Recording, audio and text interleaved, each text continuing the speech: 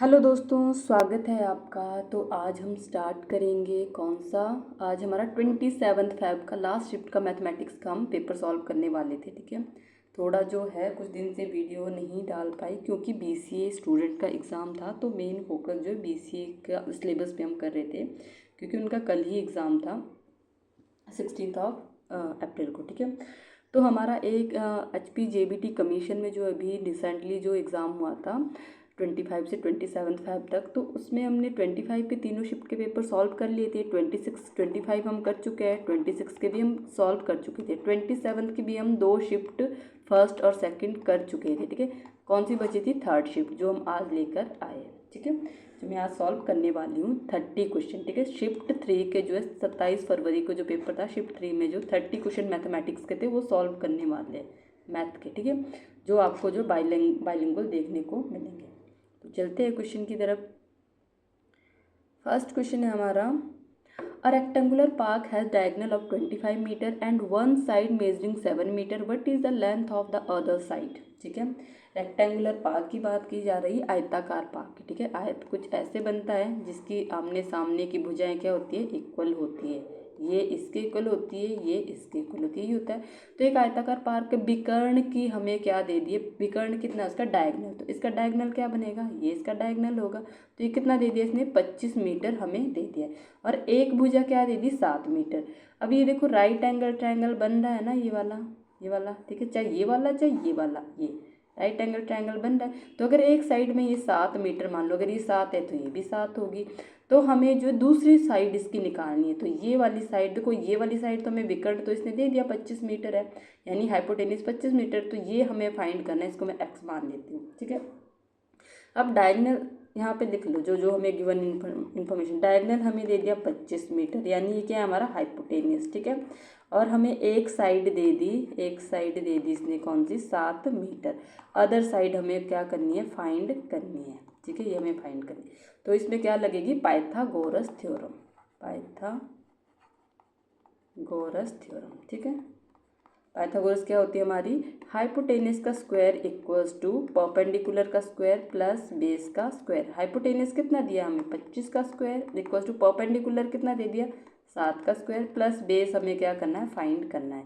तो 25 का स्क्वायर कितना होता है? 625 इक्वल टू 7 का स्क्वायर 49 प्लस एक्स का स्क्वायर। ठीक है, अब 625 में से ये 49 इधर शिफ्ट हो जाएगा, माइनस हो जाएगा, इक्वल्स टू एक्स स्क्वायर। 625 में से 49 माइनस करोगे कितना बचेगा? 576 इक्वल्स टू एक्स स्क्वायर।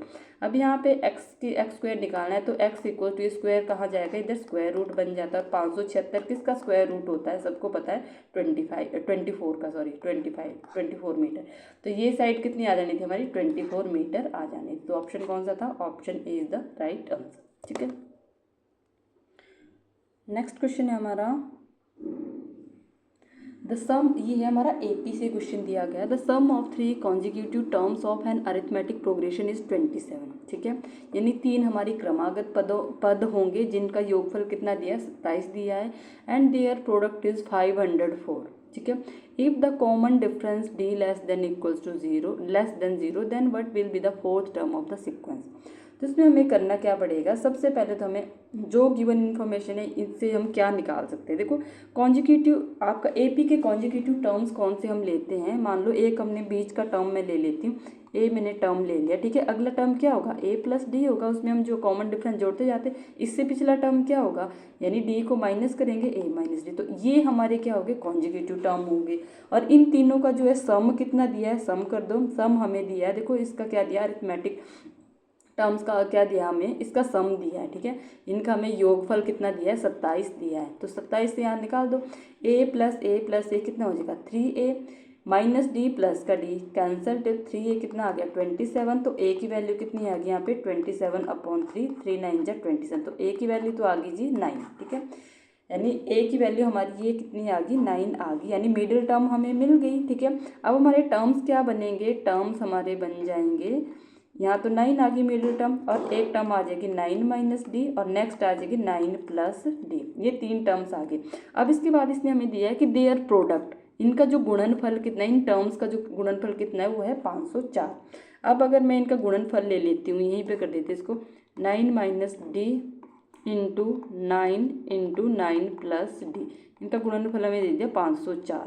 यहाँ से अगर ये आपको दिख रहा है 9 माइनस डी 9 प्लस डी, ए माइनस बी ए प्लस बी बन रहा है, हाँ जी, तो ए स्क्वायर माइनस बी स्क्वायर लिख सकते हैं हम इसको, 9 का स्क्वायर माइनस जो है डी का स्क्वायर लिख सकते हैं। बचा ये 9, ये 9 इधर कहाँ चला जाएगा, अपॉन में, तो ये इसको कैंसिल करेगा कितने बार में, 9 से हमारा 506 जो 9 5 जा 45, बचा कितना 5 और 9 6 जा 54, ठीक है। अब ये आ गया 9 का स्क्वायर 9 9 जा कितना होता है 81 माइनस डी स्क्वायर कितना आ जाएगा 56।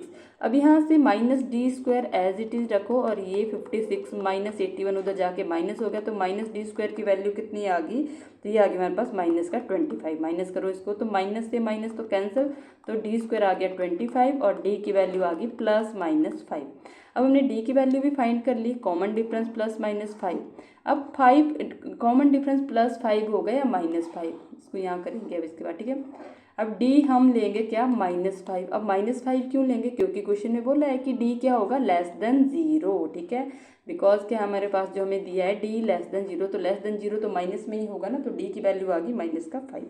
अब हमारे पद क्या थे, फर्स्ट जो हमारा पद था, फर्स्ट पद क्या था हमारा, वो था जी 9 माइनस डी, तो रख दो यहाँ पे 9 माइनस डी की वैल्यू कितनी है -5, तो कितना आ जाएगा 9 + 5 आ जाएगा जी 14। तो श्रेणी का पहला पद तो आ गया 14, और सेकंड क्या था जी हमारा, सेकंड था जी ए, तो ए यानी ए की वैल्यू कितनी थी 9, और थर्ड पद क्या था हमारा, वो था जी ए प्लस डी, ठीक है।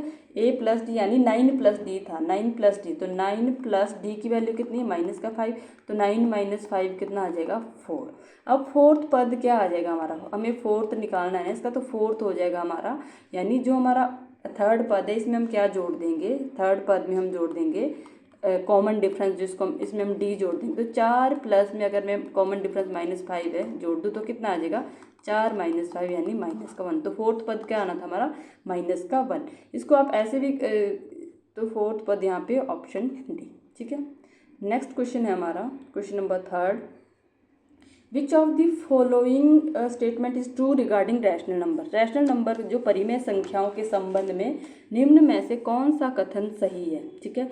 तो परिमेय संख्याओं में आपको पता है सबसे पहले दिया किसी भी दो परिमेय संख्याओं के बीच कोई परिमेय संख्या नहीं होती, बिल्कुल गलत स्टेटमेंट है।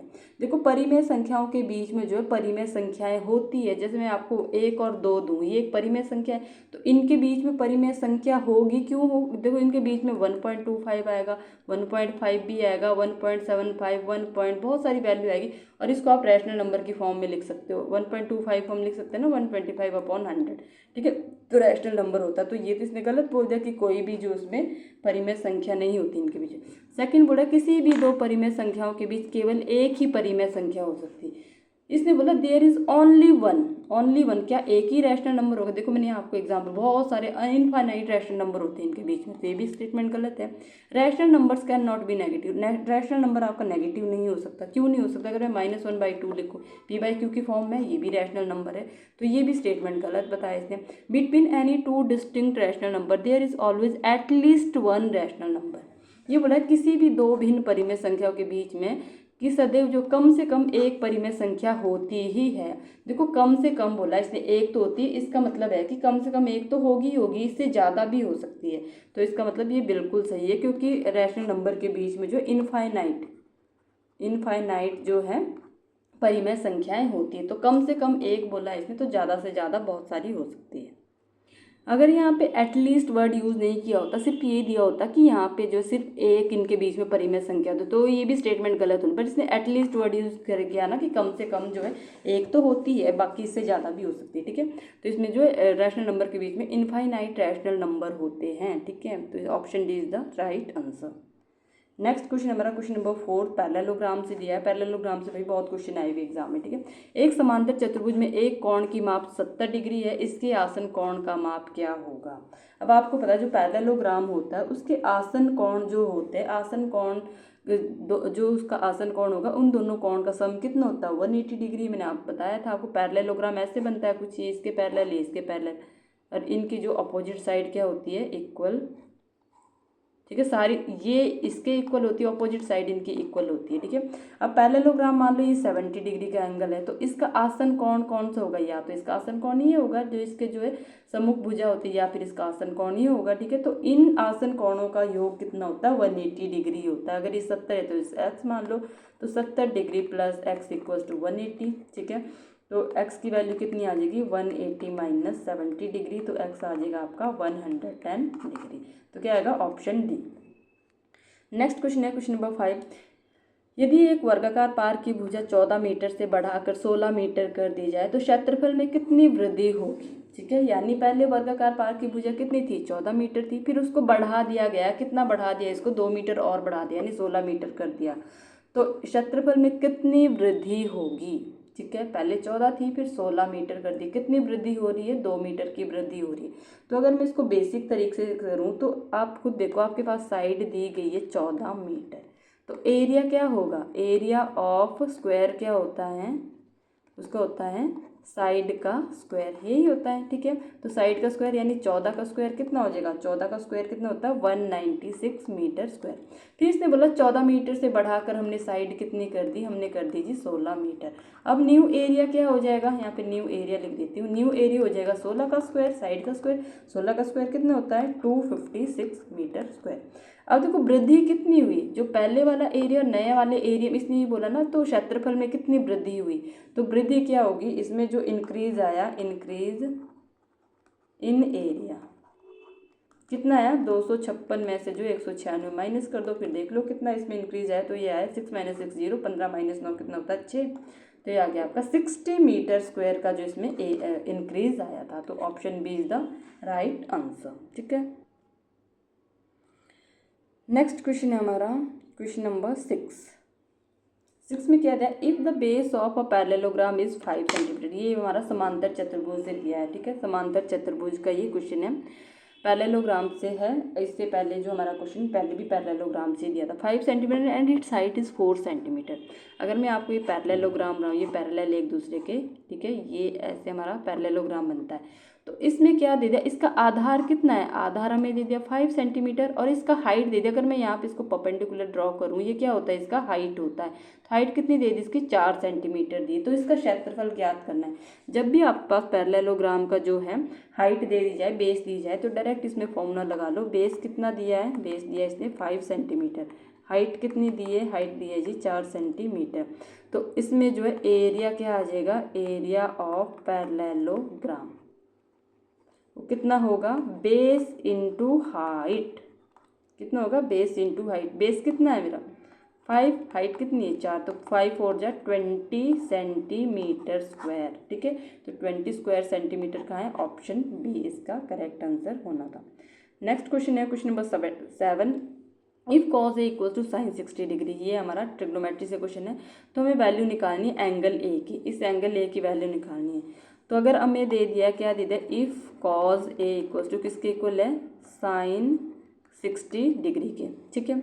साइन 60 डिग्री दे दिया।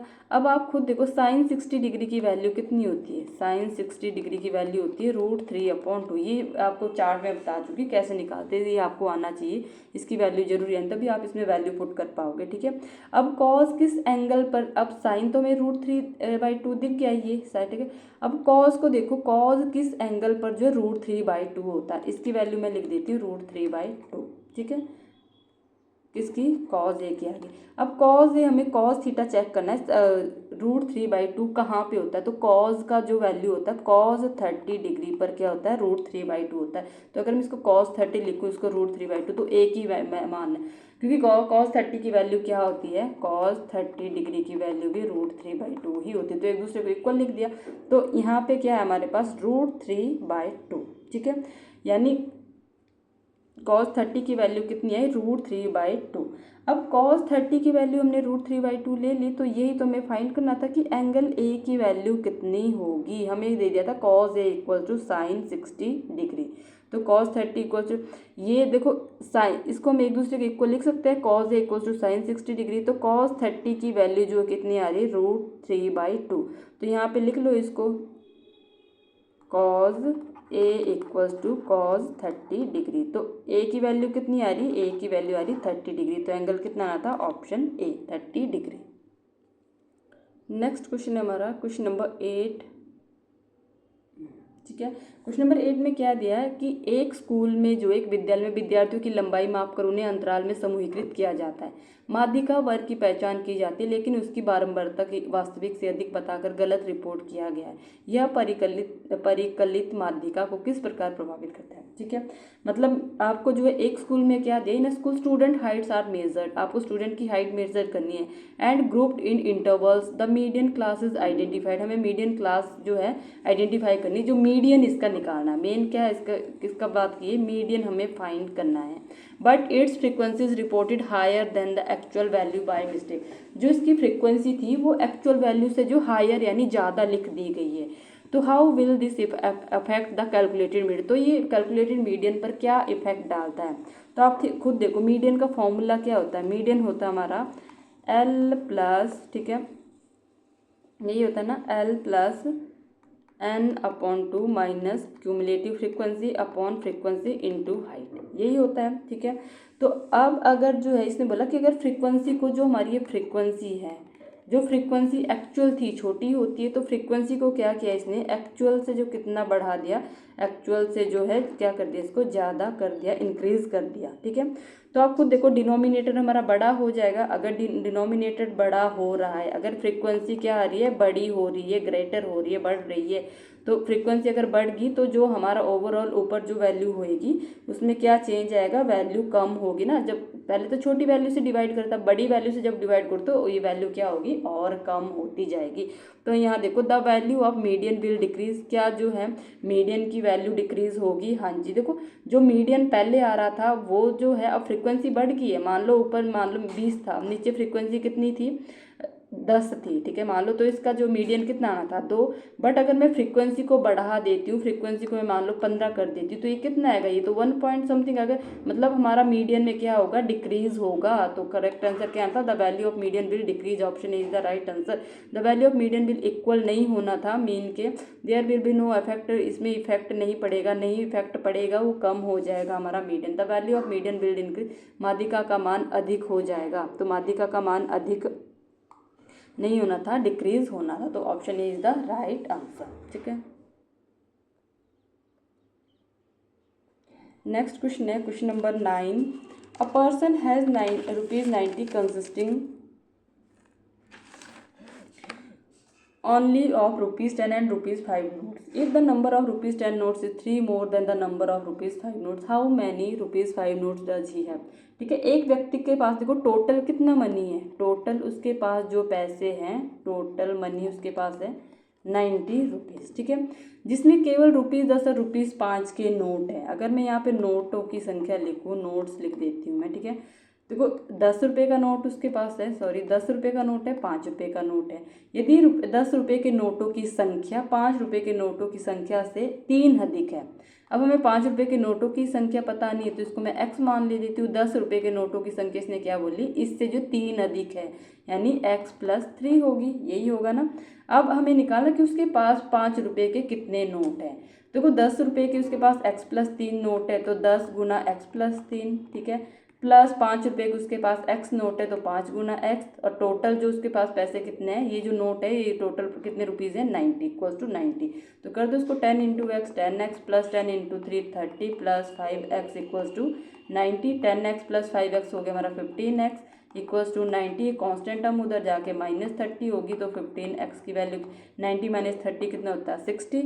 तो ये आ जाएगा हमारा x की वैल्यू आ जाएगी 60/15, यानी 15 × 4 = 60। तो x की वैल्यू कितनी आई 4। तो हमें निकालना क्या था, हमें 5 रुपये के नोट निकालने थे, और 5 रुपये के नोट हम मान के चले थे x, तो जो हमारे पास आ गए 4। अगर 10 रुपये भी अगर पूछा होता तो 10 रुपये के कितने नोट होने थे, 10 रुपये जो नोट थे वो कितने होने थे उसके पास, x + 3 यानी 4 + 3 7 होने थे। ठीक है, तो यानी जो है उसके पास जो 5 रुपये के नोट होने थे 4, तो option C is the right answer. Next है question number 10। Rahim's height is 140 inches, he standing at a distance of 320 inches from a lamp post. ठीक है, ये भी आपका हाइट एंड डिस्टेंसेस का क्वेश्चन है कि रहीम की लंबाई 140 इंच है, वो एक लैम्प पोस्ट से जो 320 इंच की दूरी पर खड़ा है। लैम्प पोस्ट की लाइट से उसकी परछाई की लंबाई 80 इंच है, लैम्प पोस्ट की ऊंचाई इंच में ज्ञात कीजिए। ठीक है, तो मान लो मैं ये बना देती हूँ, यहाँ पे डायग्राम बना देती हूँ ऐसे। ठीक है, यानी यहाँ पे हमारा एक लैम्प पोस्ट है, क्या हमारा यहाँ पे लैम्प पोस्ट है, इसकी लाइट है। ठीक है, लैम्प पोस्ट मान लो ये लैम्प पोस्ट रखा हुआ। अब इसने बोला कि जो लैम्प रहीम की लंबाई जो 140 इंच है, वह लैम्प पोस्ट से 320 इंच की दूरी पर खड़ा है। अगर यहाँ पे लैम्प पोस्ट है तो यहाँ से मान लो यहाँ तक जो है 320 दूरी पर खड़ा है, ये जो है 320 इसका डिस्टेंस है। अब यहाँ पे कौन खड़ा है, यहाँ पे खड़ा है जी हमारा रहीम। ठीक है, और रहीम की इसने क्या बोली, रहीम की लंबाई कितनी है, 140 इंच है। ठीक है, ये इसकी 140 है, और ये लैंप पोस्ट की ऊंचाई है, इसको एच मान लेते हैं। हमें नहीं पता लैंप पोस्ट की ऊंचाई तो हमें फाइंड करनी है, एच हमें फाइंड करना है। और यहाँ से यहाँ तक जो इसने डिस्टेंस 320 दिया है, उसकी परछाई की लंबाई 80 इंच है। यानी जो उसकी परछाई ये वाली होगी ना, तो उसकी परछाई कितनी है, यहाँ से यहाँ तक की हमें जो डिस्टेंस दे दिया 80 इंच दे दिया। ठीक है, और टोटल डिस्टेंस कितना हो जाएगा, 320 प्लस 80 कितना हो जाएगा, 400 इंच टोटल यहाँ से यहाँ तक ये पूरा। ठीक है, अब देखो हमारे पास ये दो ट्राइंगल बन रही है ना, अगर मैं इनको नाम दे देती हूँ ABCD। ठीक है, अगर ये बड़े वाली ट्राइंगल देखो यहाँ से यहाँ तक ये पूरी हमारी बड़ी ट्राइंगल बन रही है ABD। ठीक है, ABD, और एक ट्राइंगल बन रही है, यहाँ पे नाम दे दो इसको E, एक बन रही है ECD, ये एक ट्राइंगल ये बन रही है। ठीक है, तो आप खुद देखो ट्राइंगल तो दोनों क्या होगी, देखो इसकी हाइट ये, इसकी हाइट इसके पैरेलल है। ठीक है, ये इसका बेस दोनों का ही सेम है। ठीक है, ये इसका जो है ये इसका जो है हाइपोटेनियस है, इसका हाइपोटेनियस है। अब यहाँ पे आपको एक चीज़ नोटिस करनी है कि जो बोथ ट्राइंगल जो क्या है सिमिलर शेप में है। ठीक है, और टोटल बेस हमें पता लग गया, टोटल बेस हमने कर लिया। टोटल बेस कितना बना, 320 प्लस 80 यानी कितना था, 400 इंच। ठीक है, हाइट हमने h मान ली है। ठीक है, और इसके बाद जो हमें इसने बोला है कि हमें लैंप पोस्ट की ये वाली ऊंचाई निकालनी है। अगर मैं लैंप पोस्ट की ऊंचाई h अपॉन करूँ, यानी परपेंडिकुलर अपॉन बेस करूँ। ठीक है, परपेंडिकुलर अपॉन बेस इसमें अगर मैं करूँ तो ये कितनी होगी,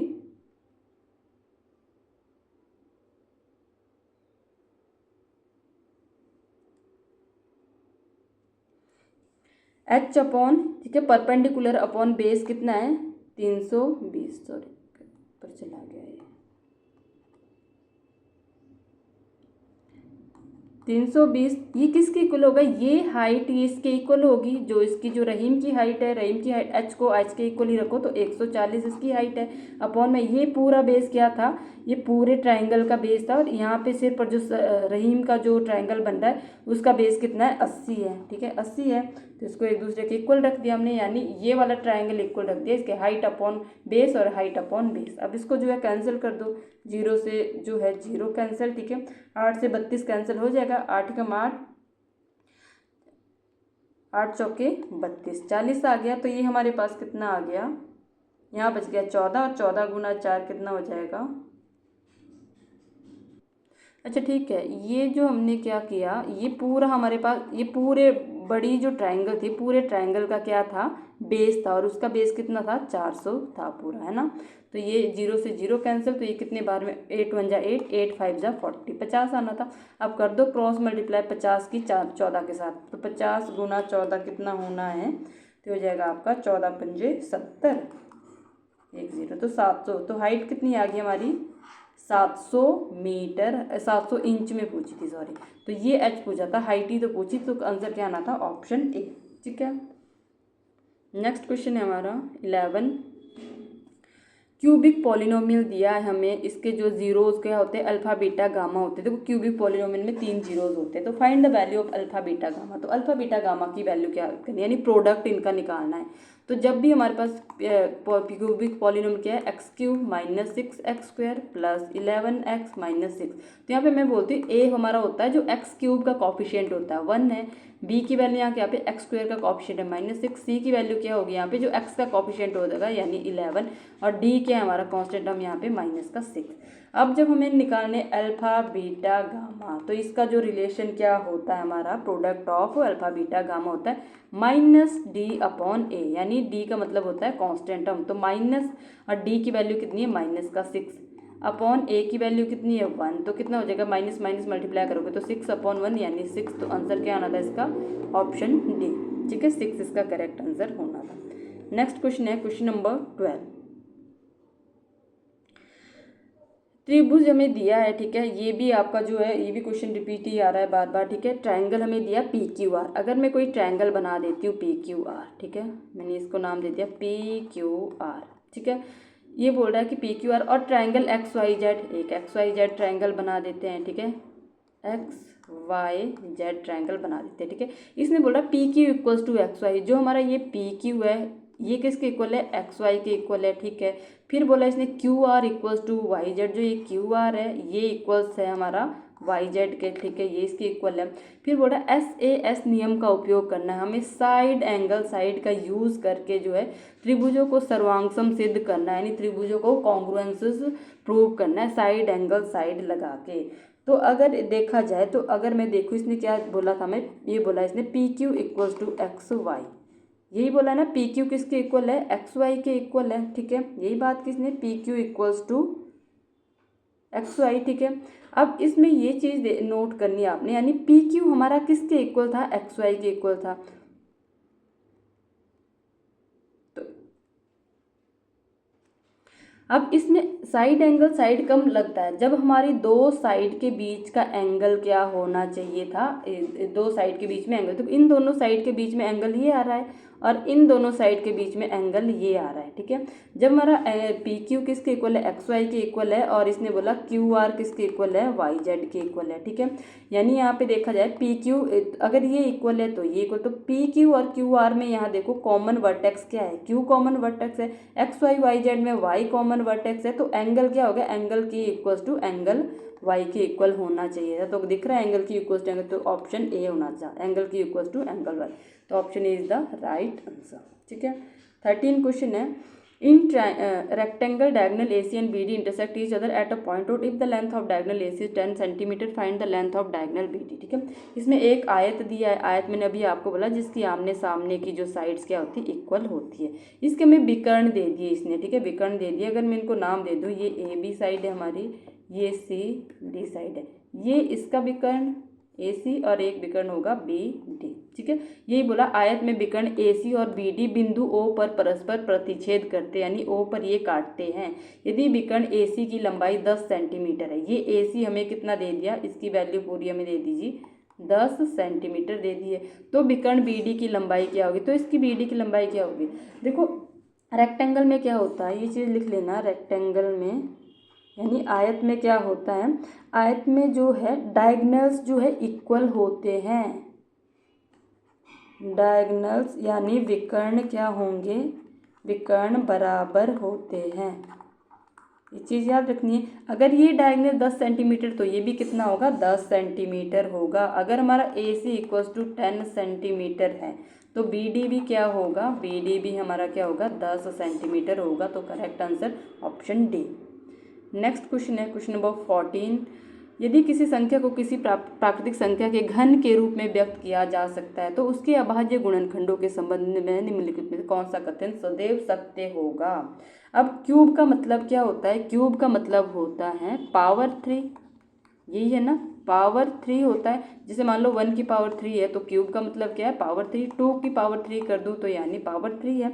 तो इसमें आप खुद देखो कि जब भी आपका जो है पावर क्यूब का मतलब पावर 3 होनी चाहिए, 3 के मल्टीपल 2 की पावर 6 होगी तब भी क्या होगा, ये क्यूब होगा, क्योंकि 2 पावर 3 इंटू 2 की पावर 3, यही मतलब है इसका। तो पावर क्या हो गया, 3 के मल्टीपल हो सकते हैं। ठीक है, क्यूब में क्या होता है, पावर जो है 3 के मल्टीपल्स ही होंगे। तो ऑप्शन में क्या बोला है, the number has only 2 distinct prime number, सिर्फ केवल 2 ही भिन्न अभाज्य गुणनखंड होते हैं। नहीं, प्रत्येक अभाज्य गुणनखंड का घातांक कम से कम 1 है, ऐसा भी कोई इसमें जो है जरूरी नहीं है। The exponent of each prime factor is exactly 3। प्रत्येक अभाज्य गुणनखंड का घातांक ठीक 3 है। हर अभाज्य गुणनखंड का घातांक जो है बस 3 ही हो। 3 क्यों, 6 भी हो सकता है, 3 के मल्टीपल्स हो सकते हैं, जरूरी नहीं है कि 3 हो, ठीक है, 3 के multiple. The exponent of each prime factor is multiple of 3। प्रत्येक अभाज्य गुणनखंड का घातांक 3 का गुणज होगा, यानी 3 का मल्टीपल होगा। बिल्कुल करेक्ट, ऑप्शन डी इसका करेक्ट था। नेक्स्ट क्वेश्चन है question number 15। How many perfect square are there between 1 and 25। 1 से 25 के बीच में कितने परफेक्ट स्क्वायर हैं? तो अगर मैं 1 का स्क्वायर निकालूँ 1 है, 2 का स्क्वायर निकाल दूँ 4 है, 3 का स्क्वायर कितना होता है 9, 4 का स्क्वायर कितना होता है 16, 5 का स्क्वायर कितना होता है 25। आ गया 1 और 25 बोला इसने, 1 और 25 जो पूर्ण वर्ग संख्या है, ये भी पूर्ण वर्ग संख्या है, 1 25 भी पूर्ण वर्ग संख्या है। तो इसने बोला 1 और 25 के बीच में, जब बिटवीन की बात करता है ना, बिटवीन की बात 1 और 25, तो 1 और 25 नहीं आएगा, ये नहीं आएगा, ये नहीं है। इनके बीच में कितने जो है पूर्ण वर्ग संख्या है, एक तो 4 है, एक 9 है, एक 16 है, तो कितनी आएगी 3 इनके बीच में आएगी। तो option C is the right answer. Next question है question number 16। The perimeter of a square painting is 52 centimetre. Find the area of the painting. एक वर्गाकार पेंटिंग, वर्गाकार का मतलब क्या होता है, जिसकी चारों भुजाएं इक्वल होती है, उसका परिमाप दे दिया। जो वर्ग का जो परिमाप होता है वो क्या होता है, चारों साइड ऐड करनी होती है, पहली साइड, दूसरी साइड, तीसरी साइड, चौथी साइड, यानी चारों साइड इक्वल होती है। तो इसका परिमाप क्या होता है, परिमाप होता है इसका वर्ग का परिमाप, यानी पेरीमीटर ऑफ अ स्क्वायर कितना होता है, होता है 4 इंटू साइड, ठीक है। यानी तो परिमाप हमें कितना दे दिया इसने, 52 दे दिया, यानी 4 इंटू साइड की वैल्यू कितनी दे दी इसने, 52 सेंटीमीटर दे दी। तो पेंटिंग का क्षेत्रफल ज्ञात कीजिए। हमें पेंटिंग का क्षेत्रफल, और क्षेत्रफल निकालने के लिए पहले साइड निकालनी पड़ेगी। तो साइड क्या आ जाएगी, यहाँ से साइड आ जाएगी 52/4, 4 एकम 4 एकम 4 3 12। तो साइड कितनी आ गई, साइड आ गई जी 13 सेंटीमीटर। अब निकालना है क्षेत्रफल। एरिया क्या होता है, एरिया ऑफ स्क्वायर होता है जी भुजा गुना भुजा, यानी साइड का स्क्वायर। तो साइड कितनी निकाली हमने, 13 का स्क्वायर, तो 13 का स्क्वायर कितना आ जाएगा 169 सेंटीमीटर स्क्वायर। तो एरिया कितना आता है 169 सेंटीमीटर स्क्वायर। तो option D is the right answer. अब नेक्स्ट क्वेश्चन है question number 17। Find the smallest natural number N such that the number of its positive factors is divisible by 6 but not divisible by 12। What is the value of N. कि हम मान लीजिए कि n एक सबसे छोटी प्राकृतिक संख्या है, जिसके जो धनात्मक यानी पॉजिटिव जो गुणनखंड होंगे, पॉजिटिव जो फैक्टर होंगे, उनकी संख्या 6 से विभाज्य हो लेकिन 12 से विभाज्य नहीं है। तो n का मान क्या होगा, तो n का मान क्या होगा, संख्या वो कौन सी होगी जो 6 से विभाज्य है लेकिन 12 से विभाज्य नहीं होगी। तो ऐसी संख्या देखो, मैं आपको अगर ऐसे ही जनरली बता दूं, 6 से जो विभाज्य 12 से नहीं होगी, ठीक है। देखो 6, देखो 6 से विभाज्य होगा, 12 से तो नहीं होगा। अगला नंबर 6 दूनी 12 होता है, तो 6 से 12 विभाज्य होगा, बट 12 से भी विभाज्य होगा, इसलिए मतलब 12 से नहीं होना चाहिए। तो अगला क्या आएगा 6 दिए 18, क्योंकि ये 6 से भाग होगा, 12 से नहीं होगा। फिर आएगा अगला 24 आएगा, 24 तो 12 से विभाज्य है, 12 से तो मैं विभाजन। तो अगला क्या आ जाएगा, अगला आ जाएगा 6 5 जा 30, 30 12 से विभाज्य नहीं होगा। ऐसे अगला 42 आ जाएगा, ऐसे से आ जाएगा अब, है ना। यानी 12 के मल्टीपल्स नहीं आएंगे, 6 के मल्टीपल एक एक छोड़ के आएंगे, एक छोड़ के आएंगे। देखो 12 छोड़ा हमने, ठीक है, 18 के बाद जो है 24 छोड़ा, 30 के बाद जो है 36 छोड़ा, फिर 42 है। तो ये नंबर होंगे। तो इनमें से ऐसा नंबर कौन सा है जो 6 से विभाज्य हो और 12 से विभाज्य ना हो, ठीक है। तो ऐसा नंबर इनमें से, बट हमें क्या बोला था इसने, उसके जो धनात्मक गुणनखंड। तो गुणनखंड का तरीका क्या था, तो सबसे पहले तो इसमें से अगर मैं एक को निकाल लूँ, ठीक है, यहाँ से जो ऑप्शन से चेक कर लेते हैं। 24 के फैक्टर क्या होंगे, 24 के फैक्टर होंगे 2 की पावर 3 इंटू 3 की पावर 1। आप निकाले ना फैक्टराइजेशन, प्राइम फैक्टराइजेशन बता रखी मैंने। अब यहाँ पे जो गुणनखंड क्या होते हैं, पावर में एक ऐड होता है और उसको मल्टीप्लाई करना होता है। 3 + 1 इंटू 1 + 1, तो कितना हो जाएगा 4 इंटू 2, कितना है 4 2 जा 8। तो क्या 8, आप खुद देखो 8 ऐसा नंबर है, इसके जो है गुणनखंड कितने आ रहे हैं, 8 आ रहे हैं, 8 इसके जो है फैक्टर आ रहे हैं, ठीक है। नंबर ऑफ डिवाइजर और फैक्टर इसके 8 आ रहे हैं। तो 8 आप खुद देखो, ये तो डिविजिबल ही नहीं है, 6 से भी डिविजिबल नहीं, 12 से भी डिविजिबल नहीं है, तो हो ही नहीं सकता, ये तो कैंसिल। और ऑप्शन बी क्या है, 18 बोल रहा है। 18 के गुणनखंड क्या होते हैं, 2 की पावर 1 गुना 3 की पावर 2, 3 3 9 दूनी 18, ठीक है। तो इसमें आ जाएगा 1 + 1 इंटू 2 + 1, तो कितना आ जाएगा 2 × 3 यानी 3 2 ज़ा 6, ठीक है। तो जो 18 एक नंबर कैसा है हमारा, जो 24 नंबर था, देखो इसके ठीक 6 गुणनखंड आ रहे हैं। जो इसमें 24 नंबर था, 24 आपका 6 से भी डिविजिबल था, 6 से भी और 12 से भी डिविजिबल, बट हमें तो ऐसा नंबर होता है जो 6 से डिविजिबल हो, 12 से डिविजिबल ना हो, तो ये तो नहीं हो सकता था। अब 18 हमने चेक किया, 18 जो है आपका, देखो 18 6 से डिविजिबल है, ठीक है। 6 से जो है, जो ये गुणनखंड बोले है ना, इसके गुणनखंड जो होंगे 6 से विभाज्य हो लेकिन 12 से ना हो। जो 6 आपका है, 6 आपका 6 से आपका विभाज्य है, ठीक है, बट 12 से नहीं है, तो ये ऑप्शन तो हमें ठीक लग रहा है। 36 भी देख लेते हैं, 36 के गुणनखंड कर लो, क्या होंगे इसके, होंगे 2 की पावर 2 × 3 की पावर 2, तो ये हो जाएगा 2 + 1 × 2 + 1 यानी 3 × 3 कितना हो जाएगा, 3 3 ज़ा 9। तो 9 क्या 6 से विभाज्य नहीं है और 12 से विभाज्य नहीं है, तो ये तो हो ही नहीं सकता। इसने बोला 6 से विभाज्य होने से, 12 से नहीं। फिर 48 के देख लेते हैं, गुणनखंड की बात की इसने, विभाज्य 48 के क्या गुणनखंड निकल के आएंगे, 48 के होंगे 2 की पावर 4 × 3 की पावर 1, तो 4 + 1 × 3 1 + 1, तो जगह 5 × 2, 5 दूनी 10, क्या 10 6 से विभाज्य नहीं है, 12 से विभाज्य नहीं है, तो ये भी नहीं। तो करेक्ट आंसर क्या था इसका, ऑप्शन सी। इसमें आपने गुणनखंड का ही फॉर्मूला लगाना था, जो मैंने आपको फॉर्मूला बहुत अच्छे से बता रखा कि नंबर्स क्या होते हैं हमारे, कि p की पावर a है इंटू q की पावर अगर b है, तो इसके फैक्टर क्या आ जाते हैं हमारे, फैक्टर आ जाते हैं a + 1 × b + 1, जो पावर होती है उसमें एक ऐड करके उनका मल्टीप्लाई, ठीक है। तो करेक्ट आंसर क्या आना था इसका, ऑप्शन बी। नेक्स्ट क्वेश्चन है question number 18। If a data set contains an odd number of observation, how is the median determined, ठीक है। यदि किसी डाटा सेट में विषम संख्या में मान हो तो माध्यिका कैसे ज्ञात की जाती है, ठीक है। अगर डाटा सेट में जो ऑड नंबर ऑफ वैल्यू हो तो मीडियन क्या होता है, मीडियन बीच वाली वैल्यू होती है, बीच वाली वैल्यू हो जाती है। देखो मीडियन निकालने के लिए सबसे पहले क्या होता है, डाटा को क्या करना पड़ता है, डाटा को जो हमें असेंडिंग ऑर्डर में लिखना होता है, असेंडिंग ऑर्डर, ठीक है। असेंडिंग ऑर्डर का मतलब है आरोही क्रम में, यानी बढ़ते क्रम में उसको लिखना पड़ता है, बढ़ते क्रम में, पहले सबसे छोटी फिर सबसे बड़ी, सब जैसे मैं एग्जांपल देती हूँ आपको, जैसे मैं देती हूँ 2 5 7 9 11, बढ़ते क्रम में है ना, पहले 2 है फिर बड़ी है, बड़ी बड़ी बड़ी। अब देखो ऑड नंबर अगर संख्या दी 1 2 3 4 5, 5 संख्या दी, तो इनका मीडियन क्या होगा, तो हम क्या करते हैं, कैंसिल, एक से लास्ट, पहली से लास्ट, फिर इससे ये कैंसिल कर जाते हैं, जो बीच का नंबर बच जाता है वो क्या होता है, हमारा मीडियन होता है। तो इसका मतलब क्या है, जब विषम संख्या होगी तो मीडियन क्या होगा, बीच वाली संख्या ही होती है।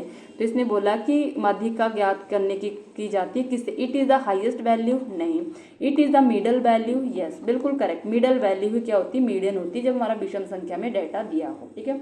बट उसको ये कि असेंडिंग ऑर्डर में पहले लगाना होता है। It is the average of all values, all value का अगर आप एवरेज निकालोगे, ठीक है, वो तो मीन होता है, एवरेज निकालना तो मीन होता है, मीडियन नहीं होता। It is the lowest value, lowest value नहीं होती, हाईएस्ट नहीं होती, एवरेज नहीं होता है, क्या होता है, मिडल वैल्यू होती है, तो option B is the right answer, ठीक है।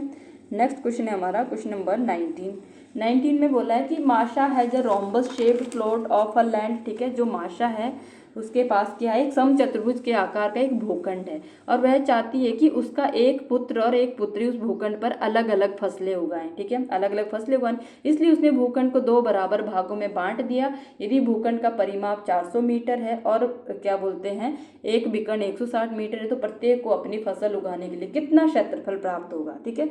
अब रोम्बस की अगर मैं बात करूँ तो रोम्बस की चारों साइड इक्वल होती है, ये साइड जितनी है ये साइड भी उतनी होगी, ये साइड भी इतनी होगी और ये साइड भी, ये रोम्बस बनता हमारा। तो इनके जो डायगोनल होंगे, ये इसका डायगोनल होगा और ये इसका डायगोनल होगा। जहाँ ये डायगोनल काटते ही जो है 90 डिग्री का एंगल बनाते हैं, ठीक है, 90 डिग्री का एंगल बनाते हैं। इनको नाम दे देते ABCD, ठीक है। ये बोला तो माशा के पास जो है समचतुर्भुज आकार का भूखंड है, रोम्बस शेप्ड है, हमने बना दिया है। तो वो चाहती है एक पुत्र और पुत्री उसके भूखंड पर अलग अलग फसलें उगाए, इसलिए उसने भूखंड को 2 बराबर भागों में बांट दिया। अगर इसको मैं ऐसे बराबर भागों में बांट दिया, ठीक है, ऊपर वाला भाग उसके एक बेटे को और नीचे वाला भाग उसकी बेटी को देना है, ठीक है। तो यदि भूखंड का परिमाप जो है 400 मीटर है, भूखंड, इस पूरे भूखंड का परिमाप कितना दे दिया 400 मीटर, तो भूखंड का परिमाप, इस देखो रोम्बस में ये चीज़ याद रखनी, रोम्बस के जो है सब साइड इक्वल होते हैं, डायगोनल 90 डिग्री पर कट करते हैं और डायगोनल एक दूसरे को हाफ करते हैं। देखो डायगोनल एक दूसरे को हाफ करते हैं, यहाँ से यहाँ तक हाफ आ गया, ठीक है, यहाँ से यहाँ तक हाफ आ गई, ये आधा हो गया, ये आधा हो गया और पूरा इकट्ठा मिला के पूरा बनाते हैं, ठीक है। तो हमें जो पेरीमीटर इसने दे दिया, परिमाप दे दिया, पूरे भूखंड का क्या दे दिया इसने, परिमाप दे दिया। परिमाप कितना दे दिया, 400 मीटर, ठीक है। तो डायगोनल का जो परिमाप क्या होता है, इसकी जब चारों साइड इक्वल होती है, जैसे वर्ग की चारों साइड इक्वल होती है, चारों साइड इक्वल होती है, तो इसका परिमाप भी क्या हो जाता है, 4 गुना साइड, यानी 4 इंटू साइड। तो इसका भी क्या हो जाएगा परिमाप, 4 इंटू साइड। चारों साइड इक्वल है, किसकी इक्वल है, 400 की इक्वल है। 4 से ये कैंसिल हो जाएगा 100 बार में, तो एक साइड कितनी आ गई हमारी, 100 मीटर आ गई। तो एक साइड तो हमने निकाल दी कितनी, 100 मीटर, साइड हमारी 100 मीटर आ गई। अगर ये 100 मीटर, ये भी 100, ये 100 तो ये भी 100, तो टोटल कितना हो जाएगा, 400, ये 100 है तो ये भी 100, ये भी 100 और ये भी 100, ठीक है, 100। तो एक डायगोनल हमें दिया है इसने कि एक विकर्ण 160 मीटर है, एक डायगोनल की वैल्यू कितनी, 160। अगर ये वाला विकर्ण पूरा मैं ले लूँ 160 है, ठीक है, डायगोनल क्या दे दिया, विकर्ण क्या दे दिया, 160 मीटर दे दिया, इसको 160 लिख देती हूँ, पूरा 160 है ये, ठीक है। तो हाफ डायगोनल कितना होगा, इतना सा डायगोनल कितना होगा, तो हाफ डायगोनल इसका हाफ ही होगा। आधा डायगोनल कितना होगा, 160 का हाफ करना पड़ेगा, यानी 80 मीटर होगा। यानी यहाँ से यहाँ तक ये कितना हो जाएगा, 80 मीटर होगा। अगर ये 80 मीटर है, ठीक है, और ये 100 मीटर है, तो आप इसमें राइट एंगल ट्रायंगल लगा सकते हैं। 90 डिग्री का कौन बना रहा है, ये हमारा क्या हो गया, परपेंडिकुलर, हाइपोटेन्यूस 100 है, और ये हमारा क्या होगा, बेस हमें जो इसमें फाइंड करना है। तो कैसे करोगे, ट्रायंगल आपको समझ आ गई, रोम्बस के बीच में डायगोनल क्रॉस करते तो 90 डिग्री एंगल बनाते हैं और एक राइट जो ट्रायंगल बन जाता है। तो हाइपोटेनियस हमें कितना आ गया, हाइपोटेनियस इसमें 100 मीटर है, ठीक है। और एक साइड हमें दी है, वन साइड जो हमें कितनी दे दी, एक साइड हमने निकाल दी, हाफ निकाल दी ना हमने, 80 मीटर। तो हमें जो है अनदर साइड फाइंड करनी है, दूसरी साइड हमें निकालनी है, अनदर दूसरी सेकंड साइड लिख देती हूँ, वो हमें निकालनी है, ठीक है। ये हमने 80 निकाल दी, तो ये हम इसको, ये 80 है, ये भी 80 है, ये वाली साइड निकाल देंगे तो ये वाली साइड जितनी ही होगी उतनी ही होगी, पूरी इसकी डबल हो जाएगी, ठीक है। तो हाइपोट लगा दो यहाँ पे पाइथागोरस। पाइथागोरस क्या बोलती है, हाइपोटेनस का स्क्वायर इक्वल्स टू परपेंडिकुलर का स्क्वायर प्लस बेस का स्क्वायर। तो हाइपोटेनस कितना है, 100 का स्क्वायर, ठीक है। एक साइड 80 मीटर दे दी है, तो परपेंडिकुलर हमारा 80 का स्क्वायर प्लस बेस का स्क्वायर हमें निकालना है, ठीक है। तो 100 का स्क्वायर कितना होता है, 1 2 3 4 जीरो आ जी। 80 का स्क्वायर क्या होगा, 8 8 जा 64, 100 प्लस बेस का स्क्वायर, तो कितना आ जाएगा ये, 10,000 माइनस 6400 इधर शिफ्ट कर दो, इक्वल्स टू बेस का स्क्वायर, माइनस करके कितनी आ जाएगी वैल्यू, ये माइनस करके आ जाएगी जी 3600, इक्वल्स टू बेस का स्क्वायर। यानी बेस कितना आ जाएगा, 3600 का स्क्वायर रूट निकाल दो, यानी कितना आ जाएगा, ये 3600 का स्क्वायर रूट आ जाएगा 60, कम से कम 36 और 2 जीरो की 1 जीरो, तो बेस की वैल्यू आ गई जी हमारी 60, ठीक है। अब दूसरा डायगोनल हमारा क्या होगा, सिर्फ हमने बेस निकाला, ये वाला हमने इतना सा हमने 60 निकाल दिया, तो ये 60 है तो ये भी 60 होगा, तो पूरा डायगोनल कितना होगा, 60 और 60 120 होगा। तो दूसरा डायगोनल हमने निकाल लिया, दूसरा डायगोनल कितना आ गया, 120, डबल कर देंगे ना इसका, 2 गुणा 60 बराबर 120 मीटर। इतना क्लियर हो गया होगा। अब जो जब दोनों डायगोनल हमारे पास आ गए, एक डायगोनल ऑलरेडी दूसरा हमने निकाल दिया, अब निकाल दो जो हमारा रोम्बस का एरिया होता है, क्षेत्रफल होता है। तो क्षेत्रफल कितना होगा, रोम्बस का क्षेत्रफल होता है जी half into diagonal 1 into diagonal 2। तो हाफ इंटू डायगोनल 1 कितना था हमारा, यहाँ देखो डायगोनल 1 हमें गिवन है क्वेश्चन में, कितना था 160, दूसरा डायगोनल हमने निकाल दिया 120, 160 गुना 120, तो 2 से ये 16, 8 बार में 80 बार में कैंसिल, तो 80 गुना 12 कितना होगा, 12 8 96, ठीक है, लास्ट में 2 जीरो मीटर स्क्वायर। तो ये तो आ गया पूरे रोम्बस का क्षेत्रफल आ गया, एरिया आ गया, ठीक है। बट इसने हमें क्या बोला था, एरिया देखो 9600 हमारा स्क्वायर मीटर स्क्वायर आ गया, बट इसने बोला उगाने के लिए कितना ये तो आ गया यदि भूखंड को इतने बार, तो प्रत्येक अपनी फसल, तो प्रत्येक को अपनी फसल उगाने के लिए कितना क्षेत्रफल प्राप्त होगा, हर को 2 डिवाइड में भाग के ना, ऊपर वाला भाग बेटे को, नीचे वाला भाग उसके बेटी को दे दिया, तो इसको जो है पूरा क्षेत्रफल, तो हमारा पूरे इसका रोम्बस का क्षेत्रफल कितना आएगा 9600 मीटर। बट आधा आधा करना, आधा ऊपर वाले को दे दो, आधा ऊपर वाले को कर दो, तो दोनों को आधा आधा कितना मिलेगा, 9600 का आधा कर दो, 2 चौके के 8, 2 × 16 और 4800 मीटर स्क्वायर। तो एक को 4800 मीटर, दूसरे को 4800 मीटर मिलेगा। ठीक है, तो दोनों को कितना कितना बोला इसने, यानी 4800 मीटर स्क्वायर। ऑप्शन बी इसका करेक्ट आंसर आना था। नेक्स्ट क्वेश्चन था हमारा 20 क्वेश्चन में दिया, जब एक तिर्यक छेदी रेखा दो समांतर रेखाओं को प्रतिच्छेदित करती है तो क्रमागत अंतःकोणों के बीच संबंध में कौन सा कथन सत्य है। ठीक है, मैं आपको जो दो इसने ट्रांसवर्सल इंटरसेक्ट करती है पैरेलल लाइन की, ये पैरेलल लाइन इसकी पैरेलल ही है, इनको एक ट्रांसवर्सल लाइन इंटरसेक्ट करती है, ये ट्रांसवर्सल लाइन होती है। इसको जब ये इंटरसेक्ट करती है ना, तो इसने बोला what is the relation between को इंटीरियर एंगल। इंटीरियर का मतलब होता है अंदर वाला, ये अंदर वाला एंगल है, ये अंदर वाला एंगल, क्योंकि ये तो बाहर वाला, ये बाहर वाला नहीं लेना है। तो इसने ये बोला जो हम प्रतिच्छेदित करती तो अंदर वाले एंगल की जो अंदर वाले एंगल जो होते हैं इनका जो माप होता है वो होता है 180 डिग्री के इक्वल। याद रखना, जब एक ट्रांसवर्सल दो पैरेलल लाइंस को कट करती है तो को इंटीरियर एंगल का सम क्या होता है, 180 डिग्री होता है। को इंटीरियर जो अंतःकोणों का संबंध जो होता है, को इंटीरियर एंगल का सम कितना होगा, 180 डिग्री होगा। 180 डिग्री का मतलब क्या है, ये दोनों एंगल क्या होंगे, सप्लीमेंट्री एंगल होंगे। किसको हम क्या बोलते हैं, संपूरक कोण बोलते हैं। जिनका भी सम जो है 180 डिग्री इक्वल होता है उसको हम बोलते हैं संपूरक कोण, सप्लीमेंट्री।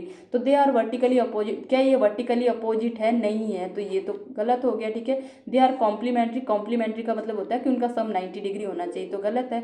दे आर सप्लीमेंट्री, हाँ जी, उनका सम 180 डिग्री होता है तो supplementary. They are equal, equal नहीं होंगे। ठीक है, तो करेक्ट आंसर आना था ऑप्शन सी। नेक्स्ट क्वेश्चन है क्वेश्चन नंबर 21 कि if the discriminant of a quadratic equation is less than 0 what can you conclude about its roots. ठीक है, ये मैं आपको बता चुकी हूँ, जब भी हमारे पास कोई क्वाड्रेटिक इक्वेशन होती है, ये मैं आपको सारे बता चुकी हूँ। क्वाड्रेटिक इक्वेशन का मतलब है कि ax² + bx + c, यही होती है ना। तो इसमें डिस्क्रिमिनेंट बोल रहा है कि डिस्क्रिमिनेंट अगर आपका जो quadratic equation is less then, discriminant आपका जो है विविक्त कर अगर 0 से कम है, लेस देन 0 है, तो उसके मूलों के संबंध में क्या निष्कर्ष निकाला जा सकता है, उसके रूट्स के संबंध में। तो मैंने आपको हमेशा बोला डिस्क्रिमिनेंट 0 से लेस का मतलब 0 से लेस वैल्यू तो नेगेटिव होती है, और जब भी हम जब हम इसके रूट्स निकालते हैं तो क्या आता है हमारा रूट में आता है, डी हमारा रूट में आता है। अगर रूट में हमारा माइनस में वैल्यू आ रही है, नेगेटिव वैल्यू आ रही है, तो इसका मतलब इसके रूट्स कैसे होंगे, इमेजिनरी होंगे। ठीक है, रूट के अंदर इमेजिनरी होंगे, तो इसके जो रूट्स कैसे होंगे, जब भी डी डिस्क्रिमिनेंट लेस देन 0 होगा तो रूट्स कैसे होंगे, इमेजिनरी होंगे। जब भी आपको जो है लेस देन 0 दिख जाए, इसका मतलब रियल तो वहाँ आएगा ही नहीं, रियल तो आपका यहाँ से हट ही जाएगा। तो यहाँ रियल दिख रहा है, नहीं होगा। रैशनल भी नहीं होगा, रैशनल भी किस में आता है, रियल नंबर में आता है, ये भी नहीं होगा। द रूट्स आर रियल, ये भी नहीं होगा। The roots are imaginary, roots कैसे होंगे, काल्पनिक होंगे, इमेजिनरी होंगे। तो option D is the right answer. Next है 22, if y equals to √2 - √3 find the value of y² + 2√6। ठीक है, अगर हमें y की वैल्यू कितनी दे दी है, √2 - √3 दे दी है, तो हमें फाइंड क्या करना है, हमें फाइंड करना है जी y² + 2√6 कितना होगा। ठीक है, तो अगर मैं इसकी स्क्वायरिंग कर दूँ बोथ साइड तभी तो ये y² बनेगा, तो लिख दो squaring both side. Both side क्या कर देंगे हम, स्क्वायरिंग कर देंगे, तो y का स्क्वायर इक्वल्स टू √2 - √3 का भी क्या कर दूंगी मैं, पूरे का होल स्क्वायर, क्योंकि माइनस में वैल्यू है ना ये, तो पूरे का स्क्वायर। तो y² इक्वल्स टू यहाँ पे a - b का होल स्क्वायर बन रहा है, a - b का होल स्क्वायर बन रहा है, किसके इक्वल होता है, a² + b² - 2ab। Algebraic identity है ये। तो यानी a² कितना है, √2 का स्क्वायर प्लस b² यानी √3 का स्क्वायर माइनस 2ab, 2 × √2 × √3, मल्टीप्लाई लगा दो सबके साथ। तो y² इक्वल्स, देखो रूट से स्क्वायर कैंसिल, 2 बच गया, प्लस रूट से 2 कैंसिल, 3 बच गया, माइनस 2 × ये √2 है, √3, 2 3 = √6। ठीक है, यही हो गया। तो y² की वैल्यू कितनी आ गई, 5 - 2√6। हमें तो ये निकालना था ना, y² + 2√6। हम नेक्स्ट क्या करेंगे, हम y² अपनी जगह, ये जो 2√6 इधर y के साथ शिफ्ट कर दो, यहाँ माइनस का इधर आके हो गया +2√6, यही तो फाइंड करना है। और यहाँ पे क्या बचा, 5। तो y² + 2√6 की वैल्यू कितनी आ गई, 5। तो करेक्ट आंसर आना था ऑप्शन बी। नेक्स्ट क्वेश्चन है question number 23, which of the following is an acute angle. ठीक है, अब ये भी सिंपल क्वेश्चन है। एक्यूट एंगल का देखो, एंगल जो आपके होते हैं आपके जो है क्या बोलते हैं, ट्राइंगल जो होता है आपका, जो एंगल के बेसिस पे होता है, 3 टाइप में डिवाइड करते हैं हम। एक आता है एक्यूट एंगल यानी न्यून कोण जिसको बोलते हैं हम, ठीक है, और एक होता है हमारा राइट एंगल, राइट ट्राइंगल जिसको हम बोलते हैं समकोण बोलते हैं, जिसको समकोण त्रिभुज जिसको हम बोलते हैं, और एक होता है थर्ड ऑब्ट्यूज, ऑब्ट्यूस यानी जिसको हम बोलते हैं अधिक कोण, ठीक है। तो न्यून कोण कौन से होते हैं? जो 90 डिग्री से छोटे होते हैं, जो कैसे होंगे? लेस देन 90 डिग्री से छोटे जो होते हैं, ठीक है, लेस देन 90 डिग्री, 90 से छोटे होंगे। और राइट एंगल समकोण कौन से होते हैं? जो 90 डिग्री के इक्वल होता है उसको हम बोलते हैं समकोण, ठीक है। और अधिक कोण होता है जो 90 डिग्री से बड़े होते हैं, 90 डिग्री से बड़े कोणों को हम क्या बोलते हैं? अधिक कोण बोलते हैं। तो इसने बोला न्यून कोण की बात की, तो न्यून कोण का मतलब क्या है? न्यून कोण का मतलब 90 डिग्री से छोटा जो आपका कोण होगा। तो 90 डिग्री से छोटा दिख रहा है, हाँ जी दिख रहा है, तो 30 इसका करेक्ट आंसर होता है, क्योंकि 120 तो क्या है? 90 से बड़ा है, तो ये तो ऑब्ट्यूस एंगल हो गया, ठीक है। 90 डिग्री क्या है? ये तो राइट एंगल हो गया, ठीक है, ये तो 90 डिग्री राइट एंगल बनाता है। समकोण 180 होता है हमारा स्ट्रेट एंगल होता है, स्ट्रेट एंगल होता है, ऐसे हमारा स्ट्रेट एंगल बनता है ये वाला, ठीक है। यहाँ भी ये पूरा स्ट्रेट एंगल बनाता है, ठीक है। तो करेक्ट आंसर न्यून कोण था 30 डिग्री। नेक्स्ट है question number 24। If the sum of 3 consecutive positive integers is 84, find the numbers. तो इसको देखो, आपको जो है 3 क्रमिक धनात्मक पूर्णांकों का योगफल 84, इसको आप बाय ऑप्शन कर सकते थे। क्रमागत यानी क्रम में चलनी चाहिए। देखो 28, 29, 30 क्रम में है, 25, 26, 27 क्रम में है, 27, 28, 29 क्रम में, 26, 27, 28 क्रम में। बट जिनका योगफल 84 हो तो वो इसका करेक्ट आंसर। इसको अगर जोड़ोगे 8, 8, 16, 8 और 9 कितना होगा? 17, तो लास्ट में 7 आ रहा है, तो 7 तो यहाँ तो 14 है, 4 है लास्ट में, ये नहीं हो सकता। यहाँ 6 और 5 11 और 7 कितना होना था? 18 है, तो यहाँ भी 8 लास्ट में नहीं हो सकता। यहाँ पे 7 और 7 15 और 9 कितना हो गया? ये हो गया 24, ठीक है। तो ये लास्ट में 4 आ रहा है, तो ये इसका करेक्ट है। अगर आप जोड़ के देखो 27 प्लस 28 प्लस 29, तो इनका जोड़ कितना आएगा? 84 ही आएगा, ठीक है। तो ये करेक्ट आंसर होना था। बट अगर आपको जोड़ना नहीं है तो इसको दूसरा तरीका कौन सा हो सकता है कि जब भी हमारा जो 3 क्रमागत संख्याओं का जो क्या दिया है, यहाँ पे हम नंबर्स लिखते हैं जितने नंबर्स दिए हैं, और यहाँ पे हमें जो सम दिया है इसका तो योगफल लिख लो, यहाँ पे हम इसका एवरेज निकाल लेते हैं, ठीक है। सम का मतलब होता है योग, एवरेज का मतलब होता है औसत, ठीक है। अगर नंबर कितने दिए? 3 नंबर 3 दिए और इनका योगफल यानी कितना दिया? 84, तो एवरेज क्या होता है हमारा? सम अपॉन नंबर्स ही होता है। तो सम तो 84 है, नंबर 3 है, 3 दूनी 6, 3 अठे 24, तो कितना आ गया? 28। तो एवरेज आ गया, 3 नंबर का एवरेज क्या आ गया? 28 आ गया, यानी बीच का नंबर हमारा 28 आ गया। तो इसके इर्द गिर्द जो है क्रमागत कौन से होंगे यानी कॉन्जिक्यूटिव कौन से होंगे? 28 के बाद 29 आना था, 28 से पहले 27 आना था, तो ये आना था 27, 28, 29, ठीक है। ऐसे भी आप निकाल सकते थे, तो ऑप्शन सी इसका करेक्ट आंसर आना था, क्योंकि यहाँ से हमने एवरेज निकाल दिया था, बीच का मीन वैल्यू जो इसकी निकाल ली थी। नेक्स्ट क्वेश्चन है इसका 25। यूजिंग आइडेंटिटी, ये आइडेंटिटी यूज करनी है, A² - B², A² - B² किसके इक्वल होता है? A - B into A+B। ये तो हमें दिया ही है, इसने आइडेंटिटी पहले ही दे रखी है। तो ये आइडेंटिटी देखो, ऐसा भी होता है डायरेक्ट आपको क्वेश्चन दे दिया जाए, आपको इसको सॉल्व करना है, बट ये आइडेंटिटी भी खुद हमें दे रहा है। इजी है ये, आपका जो है उसका 9th या 10th क्लास के NCERT का क्वेश्चन है, ये दिया हुआ, ठीक है।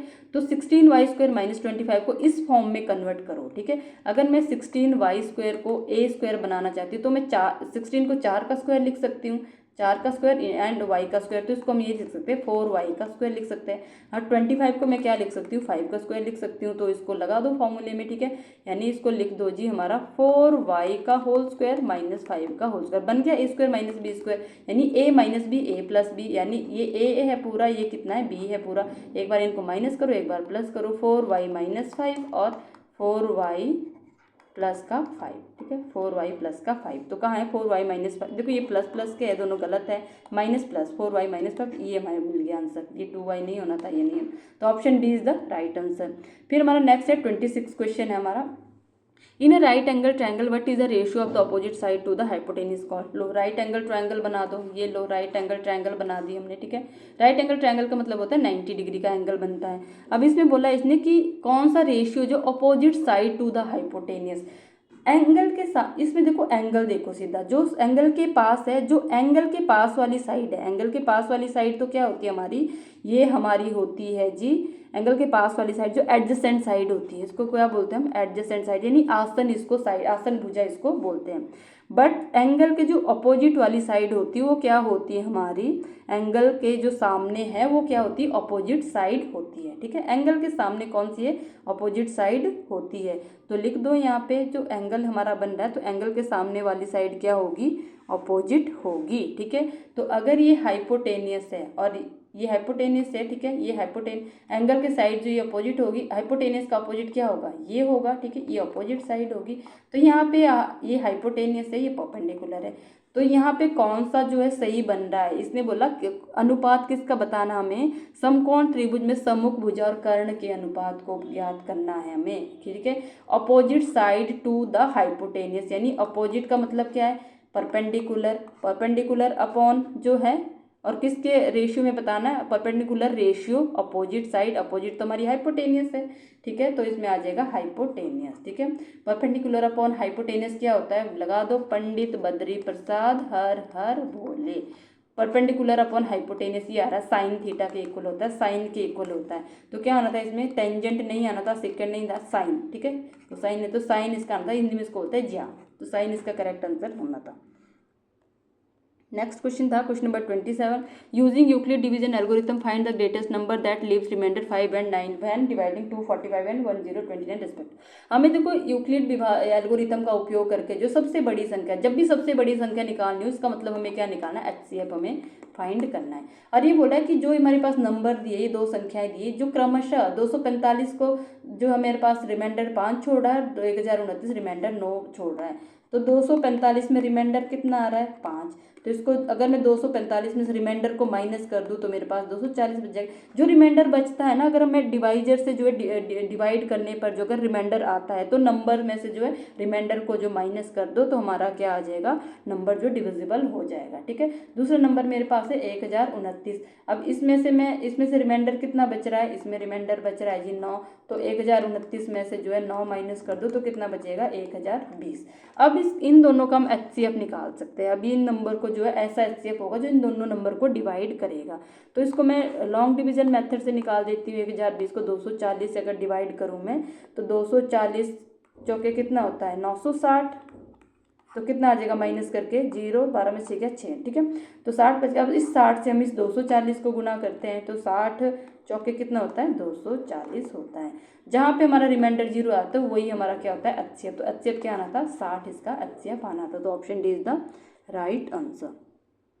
नेक्स्ट क्वेश्चन है question number 28, the difference between the circumference and diameter of a circular ring is 5 centimetre, find the radius of the ring, ठीक है।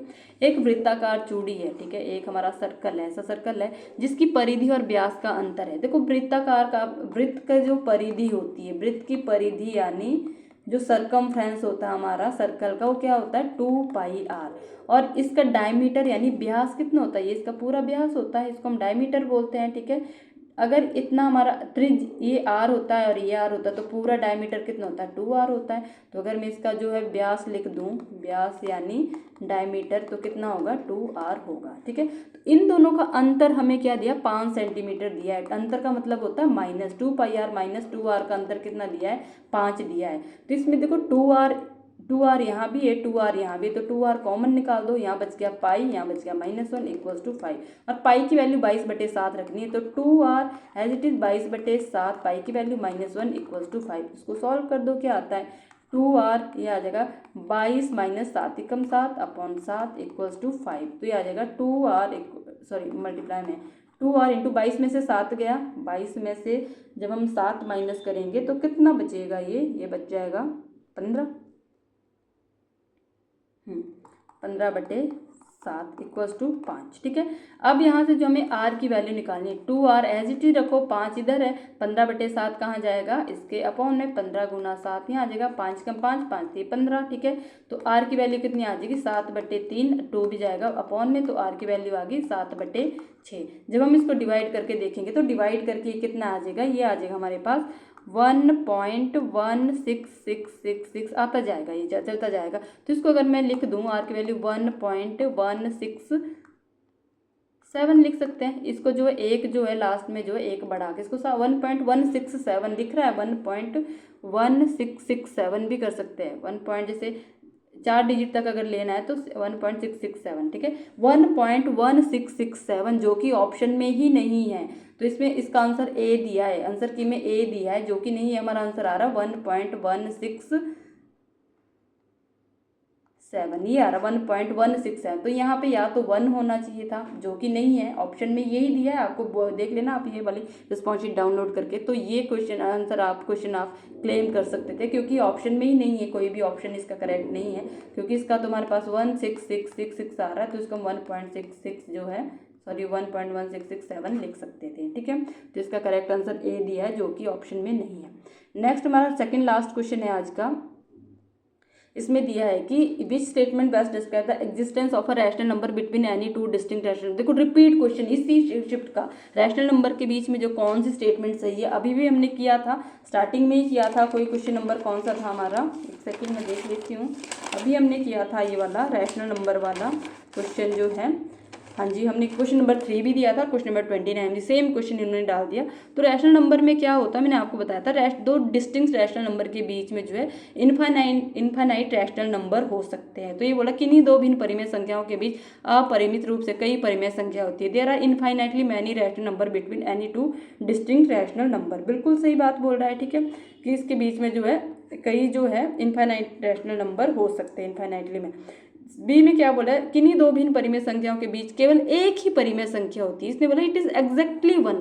अगर ये बोलता कि एटलीस्ट 1, जैसे वहाँ पे वर्ड यूज कर, एग्जैक्टली 1 नहीं होती है, 1 होती है बट 1 से ज़्यादा होते, एक तो होती ही होती है, 2 3 4 इनफाइनाइट होती है। सी बोला परिमेय संख्याओं के कुछ युग्मों के बीच कोई परिमेय संख्या नहीं होती है। गलत है, क्योंकि परिमेय संख्या तो बीच में बहुत सारी होती है। देयर आर फाइनाइटली, कि भिन्न भिन्न परिमेय संख्याओं के बीच में परिमित यानी फाइनाइट जो है टू डिस्टिंक्ट रैशनल नंबर के बीच फाइनाइट होती, फाइनाइट नहीं होती, इनफाइनाइटली होती है। ये भी गलत है, तो ऑप्शन इसका करेक्ट आंसर है, ठीक है। लास्ट क्वेश्चन है आज का हमारा 30। What is the area of triangular field whose base is 12 metre and height is 5 metre. ये ट्रायंगल का क्वेश्चन है, इसमें आपको दे दिया, जब भी आपको आधार दे दिया, जैसे मान लो ये हमारा ट्रायंगल बनता है, ठीक है, तो यहाँ पे इसकी हाइट बना दो, ये ऐसे राइट एंगल ट्रायंगल ही बनेगी, क्योंकि आधार इसने 12 मीटर दे दिया और हाइट हमें 5 मीटर दे दी है। अगर हाइट और वो दी, इसमें आप हाइपोटेनियस भी लगा सकते हो, बट इसमें जो मैदान का जो आधार में 12 मीटर दे दिया, तो इसमें डायरेक्ट आपका फॉर्मूला आता है एक area of triangle. Area of triangle आप लगा सकते हो half into base into height, ये लगा सकते हो, क्योंकि हमें क्या दे दिया इसने, बेस कितना दे दिया 12 मीटर दे दिया, हाइट कितनी दे दी इसने 5 मीटर दे दी। डायरेक्ट इसको सॉल्व कर सकते हो, 1/2 इंटू बेस कितना है 12 गुना 5, 2 एकम 2 छिके 12, तो 6 गुना 5 कितना हो जाए 6 पंजे 30 मीटर स्क्वायर। तो इसका करेक्ट आंसर होगा ऑप्शन डी, ठीक है। तो इसमें जब भी आपको बेस हाइट है तो त्रिभुज का डायरेक्ट फॉर्मूला लगा दो, half into base into height, तो ये हो जाएगा इसका करेक्ट आंसर, ठीक है। तो इसका आना था ऑप्शन बी, ठीक है। इसमें हमें एरिया ही निकालना था, तो यही फॉर्मूला लगाना पड़ेगा। अगर आप पाइथागोरस लगाते हो, हाइपोटेनियस निकाल लेते हो, तीनों साइड निकालोगे, फिर आपको क्या लगाना पड़ेगा, हीरोन्स फॉर्मूला लगाना पड़ेगा, उससे अच्छा है, इतना बड़ा जो है लेंथी हो जाएगा। तो डायरेक्ट एरिया ऑफ ट्रायंगल क्या आ जाता है, half into base into height, जब भी जो है बेस और हाइट आपको गिवन हो। तो इसका करेक्ट आंसर आएगा ऑप्शन बी। तो ये थे हमारे आज के 30 क्वेश्चन जो हमारी लास्ट शिफ्ट में आए थे। ये 27 की लास्ट शिफ्ट थी, थर्ड शिफ्ट थी, तो हमने मैथ के जो है टोटल 270 क्वेश्चन कर लिए हैं, ठीक है। कितने क्वेश्चन कर लिए हमने, टोटल 270, यानी एक शिफ्ट में हमें कितने देखने को मिल रहे थे 30 क्वेश्चन। तो एक दिन में 3 शिफ्ट थी, तो कितने हुए 90 क्वेश्चन, सेकेंड डे फिर 90 क्वेश्चन, थर्ड डे फिर 90 क्वेश्चन, तो कितने हो गए 270 क्वेश्चन हम सॉल्व कर चुके हैं। और 270 क्वेश्चन का मतलब है कि आप पूरा सिलेबस रिवाइज कर चुके हैं। तो अगर आपको वीडियो हेल्पफुल लगी हो, अगर आपको जो इससे ये HP Patwari, HP panchayat secretary and JBT commission के लिए बहुत ही हेल्पफुल रहने वाली है, तो इनको सॉल्व करके ज़रूर एग्ज़ाम में जाओ। तो थैंक यू गाइस। अगर वीडियो पसंद आई हो तो प्लीज़ वीडियो को लाइक शेयर एंड कमेंट ज़रूर कीजिए और चैनल को सब्सक्राइब कीजिए। Thank you, bye bye.